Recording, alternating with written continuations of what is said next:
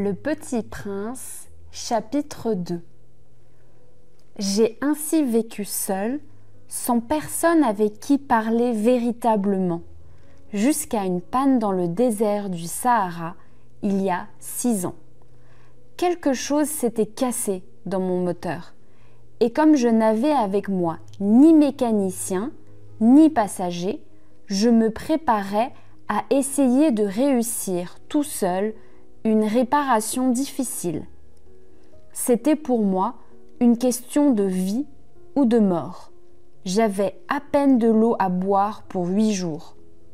Le premier soir, je me suis donc endormie sur le sable, à milieu de toute terre habitée. J'étais bien plus isolée qu'un naufragé sur un radeau au milieu de l'océan. Alors vous imaginez ma surprise au lever du jour quand une drôle de petite voix m'a réveillée. Elle disait « S'il vous plaît, dessine-moi un mouton. » « Hein ? Dessine-moi un mouton. » J'ai sauté sur mes pieds comme si j'avais été frappée par la foudre. J'ai bien frotté mes yeux, j'ai bien regardé et j'ai vu un petit bonhomme tout à fait extraordinaire qui me considérait gravement. Voilà le meilleur portrait que, plus tard, j'ai réussi à faire de lui. Mais mon dessin, bien sûr, est beaucoup moins ravissant que le modèle. Ce n'est pas ma faute.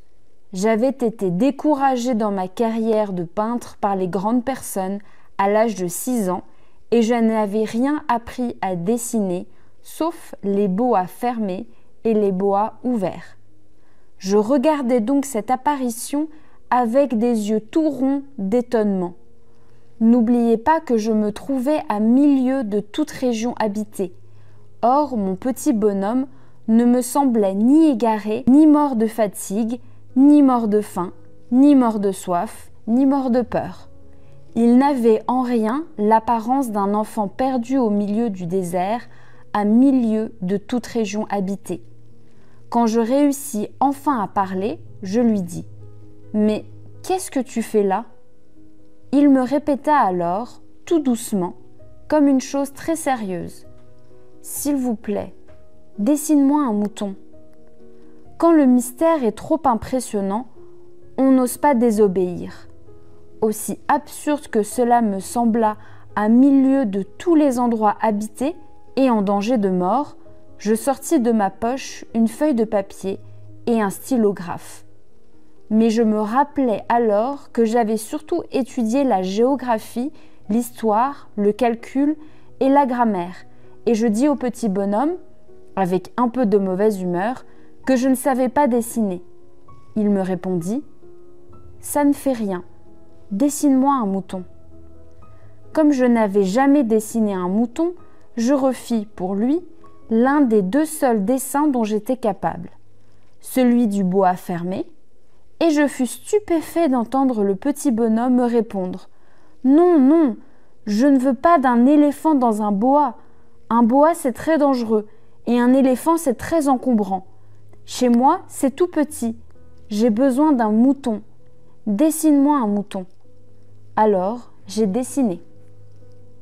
Il regarda attentivement, puis « Non, celui-là est déjà très malade. Fais-en moi un autre. » Fais-en un autre. Je dessinai. Mon ami sourit gentiment, avec indulgence. « Tu vois bien, ce n'est pas un mouton, c'est un bélier. Il a des cornes. » Je refis donc encore mon dessin. Mais il fut refusé, comme les précédents. « Celui-là est trop vieux. Je veux un mouton qui vive longtemps. » Alors, faute de patience, comme j'avais hâte de commencer le démontage de mon moteur, je griffonnais ce dessin-ci.